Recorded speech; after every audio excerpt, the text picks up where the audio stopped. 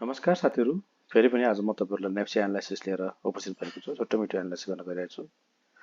नेप्से लगातार गिरावटकै क्रममा रहेको छ। आज पनि झिनो अङ्कको साथ नेप्से गिरावट हुन पुग्यो। 2006.18 बिन्दुमा गएर चाहिँ नेप्से क्लोजिङ भयो।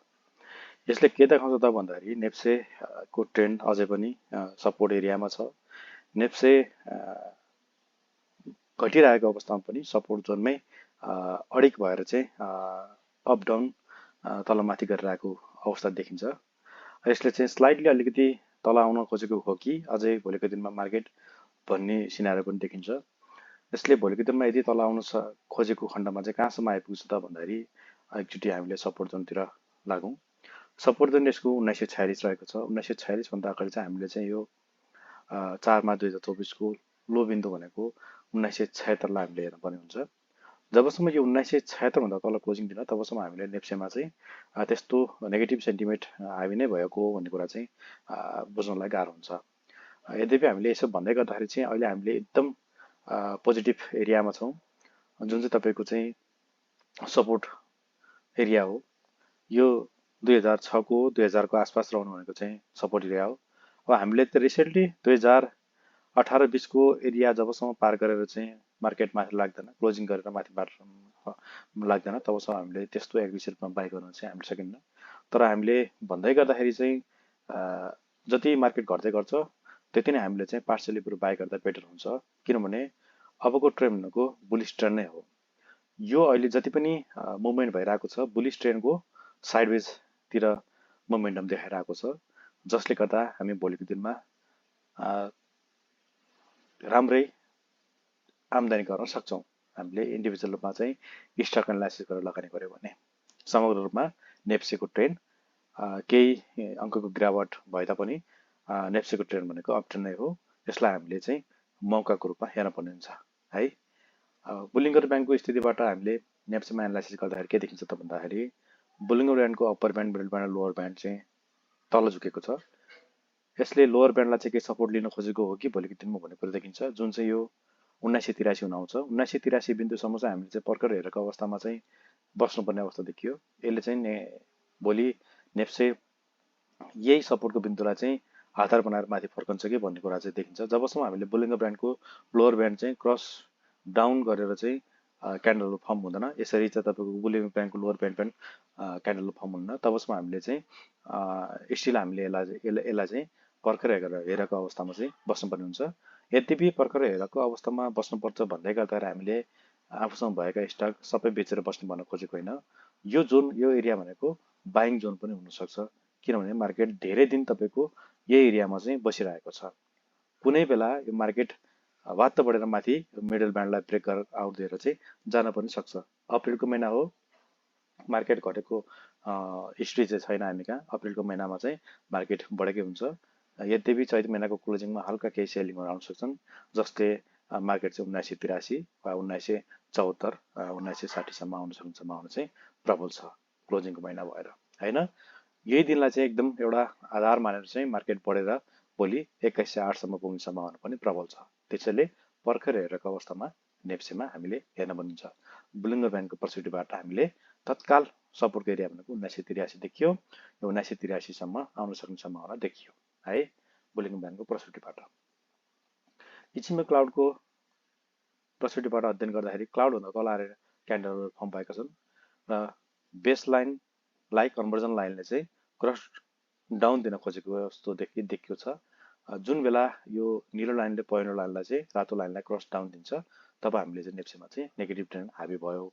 नेगेटिभ ट्रेन्ड चाहिँ तपाईँको चाहिँ क्लाउडभन्दा बाहिर क्यान्डल बन्नु नेगेटिभ ट्रेन्ड यसरी देखाइसकेको छ। यद्यपि सिग्नलले पनि त्यही सिग्नल देखाउन खोजेको हुनाले भोलिको दिनमा एकदम वेट एन्ड वाचको रूपमा हामी बस्नुपर्ने अवस्थामा देखायो इचिमे क्लाउडले चाहिँ त्यति राम्रो देखाएन। पिभट पोइन्ट स्ट्यान्डर्डबाट हेर्दाखेरि भने अप्रिल महिनाको पी लाइन भनेको 2029 छ। 2029 हुँदा पनि तल क्लोजिङ दिएको हुनाले हामीले यसलाई चाहिँ एकदम मार्केट फेरि तल 1935सम्म आउन सक्नु हो कि सपोर्ट एरियाको 1 जोनमा आउने हो कि भनेर चाहिँ एउटा एनालाइसिस गर्न सकिन्छ। सपोर्ट एरियाको यो 1935 सम्म आउनुभन्दा अगाडि चाहिँ H4 मा 2024 को जुन बेला मार्केटले नै ओभरअल नेप्से इन्डेक्सलाई सर्किट लेभलमा कारोबार भएको थियो त्यसको लो बिन्दु भनेको 1976 लाई ब्रेक डाउन दिनुपर्ने जरुरी देखिन्छ।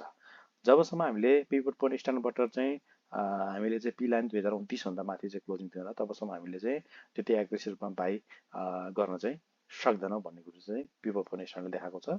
यसको नजिकको एउटा रेसिस्टेन्ट भनेको चाहिँ 2029 हो, त्यस पछाडि चाहिँ 2112 हुन आउँछ है। पिभट पोइन्ट स्ट्यान्डले पनि त्यति राम्रो सेन्टिमेन्ट देखाएन। सुपरटेनको अवस्था के छ त भन्दाखेरि 10/2 को सुपरटेनले चाहिँ के देखाएको छ भन्दाखेरि 28 मा 2024 मा सेल सिग्नल देखायो। यसले चाहिँ मार्केटको ट्रेन्ड डाउन हुन सक्ने सम्भावना चाहिँ प्रबल हुने देखायो है। अब हाइकनेसी मुभमेन्टबाट अध्ययन गर्दाखेरि के देखाउँछ त यसले भन्दाखेरि हाइकनेसी मुभमेन्टले पनि लगातार तपाईको यो 17 मा 2024 बाट चाहिँ रेड क्यान्डल फर्म भएको स्टिल चाहिँ यो भ्यालिड सेल नै छ, सेल नै भ्यालिड छ भनेर चाहिँ देखाएको छ। यसले चाहिँ त्यति राम्रो सेन्टिमेन्ट देखाएको छैन। एमएसिडी लाइनबाट चाहिँ अध्ययन गर्दाखेरि एमएसिडी लाइनले पनि तपाईको यही 26 मा 2024 को दिनमा सेल सिग्नल दिएको छ। हिस्टोग्राम नेगेटिभ एरिया बनेको छ, डार्क रेडमा चाहिँ बारहरू पनि रहेको छन्।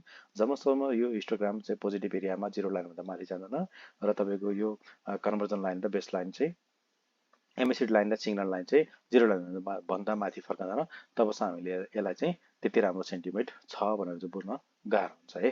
त्यति राम्रो सेन्टिमेन्ट सिग्नल चाहिँ यसले देखाएन। एमएसिडी लाइनले चाहिँ सेल सिग्नललाई देखायो है। आरएसआई को मोमेन्टम के छ त भन्दाखेरि आरएसआई स्टिल 41.42 मा रहेछ। यसले पनि ट्रेन्ड डाउन ट्रेन्ड नै हुन्छ भनेर देखाइरहेको छ क्लियर रूपमा। यसले पनि त्यति पोजिटिभ देखाएन। समग्र रूपमा नेप्सेको अवस्था हेर्दाखेरि चाहिँ हामीले यो लाई 2000 को एरियालाई 2000 आसपासको 1996 देखि 2000 को एरियालाई चाहिँ हामीले एउटा स्ट्रङ सपोर्टको रूपमा चाहिँ हेर्न पर्ने हुन्छ। यदि यो स्ट्रङ सपोर्टलाई पनि ब्रेक डाउन दियो भने हामीले चाहिँ आफूसँग भएका इन्डिभिजुअल स्टकहरू चाहिँ केही प्रफिट बुक गर्नुपर्ने अवस्थामा म देख्दछु है। यो भिडियो बिल्कुलै एजुकेसन पर्पजको लागि मात्र बनाएको हो। यसको आधारमा कुनै पनि ट्रेड नगर्न अनुरोध गर्दछु है। अब समग्र रूपमा चाहिँ रेसिस्टेन्टको एरिया भनेको चाहिँ 2109 छ है। सपोर्टको एरिया भनेको चाहिँ 1946 छ। यो 1946 भनेको यो तपाईको 3 मार्च 2024 को लो बिन्दुलाई यसले सपोर्टको एरिया बनाएको छ। यद्यपि हामीले यो प्यारलल लाइनबाट चाहिँ यसलाई चाहिँ एउटा राम्रो ड्र गरेर हेर्यौं भने यसको सपोर्ट एरिया भनेको चाहिँ कहाँ हुन्छ त भन्दाखेरि अब भोलिको दिनमा ठ्याक्क तपाईको यो मिडल लाइनको आसपास नै आएर चाहिँ बसिरहेको छ। यो मिडल लाइनलाई चाहिँ हामीले वेट एन्ड वाचको रूपमा हेर्न भनिन्छ। हल्का स्लाइडली तपाईको यो मिडल लाइनलाई पनि ब्रेकडाउन दिएको हो कि भन्ने कुरा देखिएको छ। यदि यसलाई क्लियर कटमा ब्रेकडाउन दिएर तल झर्छ मार्केट भने चाहिँ मार्केट आउने भनेको 1948 को आसपास नै हो है। यही एरियातिर मार्केट आउने सम्भावना चाहिँ प्रबल देखायो प्यारलल लाइनले पनि। त्यति राम्रो सङ्केत चाहिँ गरेन है। लगातार तपाईको यो रेड क्यान्डल फर्म हुँदाखेरि चाहिँ के मार्केटले फेरि रिटेस्ट गर्न जान्छ। जुन यो रिटेस्ट चाहिँ तपाईको यही प्यारलल लाइनको अप 2068 हुन आउँछ। यो 2068 यो यदि यो पोइन्ट 2006 बाट मार्केट बढ्न खोज्यो भने 2068 लाई चाहिँ हामीले नजिकको एउटा रेसिस्टेन्टको रूपमा लिनुपर्ने हुन्छ है। अब यसरी सरस्वती नेप्सेको एनालाइसिस गर्दाखेरि के देख्यो त भन्दाखेरि नेप्सेको ट्रेन्ड त्यति पोजिटिभ देखिएन तर त्यति आत्तिनु पर्ने अवस्था पनि छैन। किन त भन्दाखेरि लगातार यही एरियामा चाहिँ तपाईको क्यान्डलहरू चाहिँ क्लोजिङ भइरहेको अवस्थाले गर्दा त्यति आत्तिनु पर्ने अवस्था पनि छैन। स्टिल वेट एन्ड वाचको रूपमा चाहिँ हामी बस्नुपर्ने अवस्था देख्दछु। अब हाइड्रो पावर सेक्टरमा जाउँ। हाइड्रो पावर सेक्टरमा चाहिँ दोर्दी हाइड्रो पावर सेक्टरमा जाउँ। हाइड्रो पावर सेक्टरको दोर्दी इन्डेक्समा चाहिँ दोर्दी स्क्रिप्टमा चाहिँ हामीले हेरौँ। दोर्दीको चाहिँ के छ त भन्दाखेरि तपाईको स्टिल हामीले चाहिँ यही आसपास नजिक तपाईको सपोर्टको लाइनतिर आइपुगेको हो कि भन्ने एउटा कुरा देखिन्छ। एउटा देखियो यही तपाईको 417 भनेको चाहिँ स्ट्रङ सपोर्ट छ। बुलिङ्गर ब्यान्डको पर्सपेक्टिभबाट अध्ययन गर्दाखेरि के देखिन्छ त भन्दाखेरि बुलिङ्गर ब्यान्डको लोअर ब्यान्डसम्म आउन सक्ने सम्भावना छ जुन चाहिँ तपाईको 413 रुपैयाँ देखिन्छ र त्यसकै नजिक चाहिँ एउटा सपोर्ट लाइन जुन 470 चाहिँ सपोर्ट एरिया छ है। अब यदि यो एरियाबाट चाहिँ मार्केट फर्क्यो भने हामीले यही नै बाइ गर्दा बेटर हुन्छ। तर मार्केटको ओभरअल ट्रेन्ड चाहिँ डाउन ट्रेन्डको हिसाबले हेर्दाखेरि चाहिँ हामीले कुनै पनि स्टक किन्दाखेरि चाहिँ स्टिल केही अध्ययन गर्नुपर्ने चाहिँ देख्दछु म है। बुलिङ्गर ब्यान्डको अप्पर ब्यान्ड मिडल ब्यान्ड र लोवर ब्यान्ड भनेको चाहिँ मिडल ब्यान्ड चाहिँ तपाईँको चाहिँ झुकेको छ, अप्पर ब्यान्ड पनि झुकेको छ, तर लोवर ब्यान्ड चाहिँ माथि गएर चाहिँ दुईटा ब्यान्ड अप्पर ब्यान्ड र लोवर ब्यान्ड कुम्चिएर चाहिँ ब्लास्ट हुने हो कि भोलिको दिनमा फेरि अप ट्रेन्ड नै समात्ने हो कि भन्ने कुरा देखिन्छ।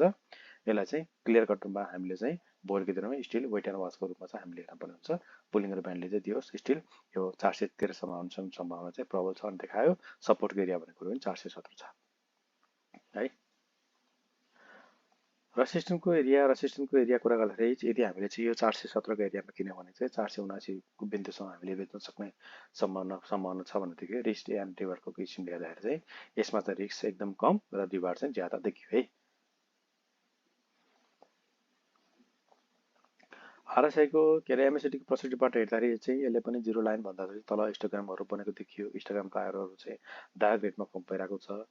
एमएससीडी लाइन र सिग्नल लाइन चाहिँ नेगेटिभ एरियामा प्रवेश गरेको हुनाले त्यति पोजिटिभ सेन्टिमेन्ट चाहिँ देखाएन। यसले स्टिल यसलाई वाचको रूपमा चाहिँ हामी बस्नुपर्ने हो।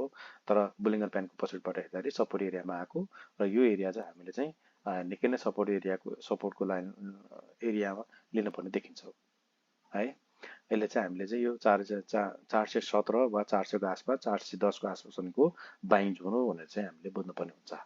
किनभने अघिल्लो पटक पनि यही जोनमा आएर फेरि बााउन्स ब्याक गर्दै गएको थियो।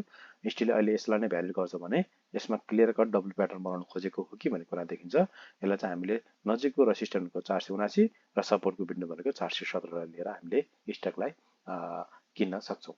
दोर्दीको स्टक भनेको त्यस्तो छ है। अब न्यादी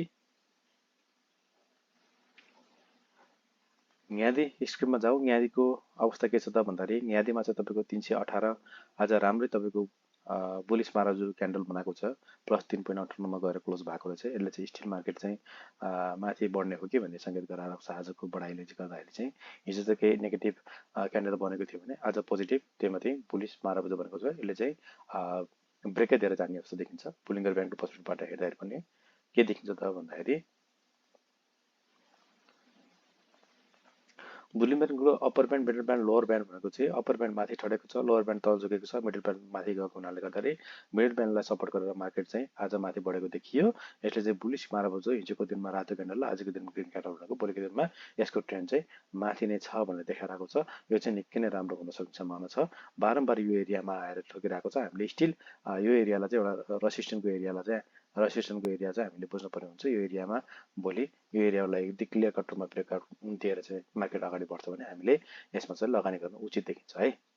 सपोर्टको एरिया भनेको चाहिँ तपाईँको यही नै देखिएको छ। सपोर्टको एरिया भनेको यही तपाईँको यो एरियातिर सपोर्टको एरिया रहेको छ। यो एरियासम्म आइपुग्ने सम्भावना चाहिँ एकदम न्यून देखियो। बुलिङ को पर्सपेक्टिभबाट हेर्दा चाहिँ न्यादी स्क्रिप्ट चाहिँ एकदम बुलिस ट्रेन्डमा रहेको देखियो। अब इचिमा क्लाउडको पर्सपेक्टिभबाट हेर्दाखेरि चाहिँ बेसलाइन र कन्भर्जन लाइनले बेसलाइनलाई चाहिँ क्रस ओभर दिएर यो तपाईँको यो 14 मार्च 2024मा दिइसकेको रहेछ। यसले पनि स्टिल मोमेन्टम एकदम पोजिटिभ देखाइरहेको छ। यो क्लाउडभन्दा माथि नै तपाईँको चाहिँ बारहरू चाहिँ क्यान्डलहरू बन्दाको अवस्थाले हेर्दाखेरि चाहिँ हामीले चाहिँ यसलाई चाहिँ पोजिटिभ रूपमा सेन्टिमेन्ट बुझ्नुपर्ने हुन्छ। स्टिल यो चाहिँ नेगेटिभ एरिया भन्दा पनि पोजिटिभ एरिया धेरै नै राम्रो छ है।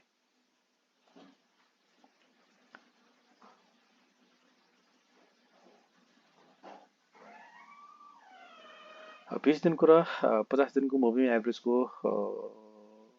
स्ट्रक्चर हेर्दाखेरि चाहिँ 20 दिनको मुभिङ एभरेजले 50 दिनको मुभिङ एभरेजलाई चाहिँ तपाईँको यही तपाईँको 14 डिसेम्बर 2023मा चाहिँ क्रस ओभर दिएर माथि गएको हो। यसलाई चाहिँ हामीले भ्यालिड रूपमा अहिले पनि स्टिल हेरिराख्न सक्छौँ। यही बिचमा चाहिँ मुभमेन्ट भइरहेको छ। यसले पनि पोजिटिभ सेन्टिमेन्ट देखाइरहेको छ। अब यसलाई चाहिँ भोलिको दिनमा एकदम राम्रो हुने सम्भावना छ।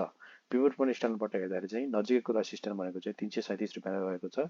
यदि यो एरियातिर हामीले चाहिँ यसमा लगानी गरेको छौँ भने 337मा हामीले चाहिँ एकचोटि हेर्नुपर्ने अवस्था देखिन्छ है। यदि 337लाई पनि ब्रेक ओभर दिएर गयो भने 360 यसको चाहिँ रेसिस्टेन्स सेकेन्ड रेसिस्टेन्स हुन आउँछ। पिभट पोइन्टले पनि क्लियरको यसले चाहिँ बुलिस नै छ भनेर देखाइरहेको छ है। सुपरटेनको अवस्था 10 बजेको सुपरटेनको अवस्था तपाईँको यही 6 मार्च 2024को दिनमा चाहिँ यसले चाहिँ 22 दिएको छ। स्टिल अहिले पनि भ्यालिड छ। यसले चाहिँ राम्रो मुभमेन्ट देखाइरहेको छ।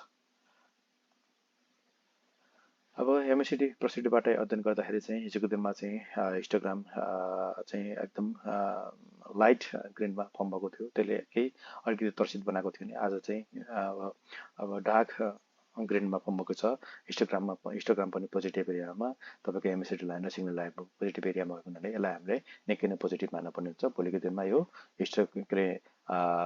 एमएसडी लाइन र सिग्नल लाइनको ग्यापिङ पनि लामो भएको किसिमले गर्दाखेरि भोलिको ट्रेन्ड भनेको यसको अप नै हो भनेर हामीले भन्न सक्छौँ है। अब आरएसआईको मोमेन्टम हेर्दाखेरि पनि आरएसआई पनि तपाईँको अप ट्रेन्डमा लागेको रहेछ, 60 भन्दा माथि उकालो लागेको रहेछ। हामीले जबसम्म यो 70 भन्दा माथि उकालो लाग्दैन, 70 देखि माथि लाने बित्तिकै हामीले ओभरसोल्डको जोनमा पुग्यो भनेर भने चाहिँ स्टिल यसलाई हामीले चाहिँ एकदम राम्रो एरियामा छ भनेर भन्नुपर्ने हुन्छ। यो पनि पोजिटिभ सेन्टिमेन्ट देखाइरहेको छ। समुद्रमा न्यादी पावरले चाहिँ न्यादी हाइड्रो पावरको स्किमले के बताएको छ भन्दाखेरि भोलिको दिनमा निकै नै राम्रो तपाईँको चाहिँ प्रतिफल दिन सक्छ चाहिँ न्यादी हाइड्रोबाट देखियो है। अब समग्र रूपमा नेप्से र हाइड्रोका दुईवटा स्टकहरूको चाहिँ एनालाइसिस गरेँ मैले। अब तपाईँहरूले चाहिँ यो भिडियोलाई एकदम एजुकेसनल पर्पजको रूपमा लिनु होला। यो भिडियोको आधारमा तपाईँले चाहिँ लगानी नगर्नु अनुरोध गर्छु। त्यति भन्दै आजको यो भिडियोलाई चाहिँ यहीँ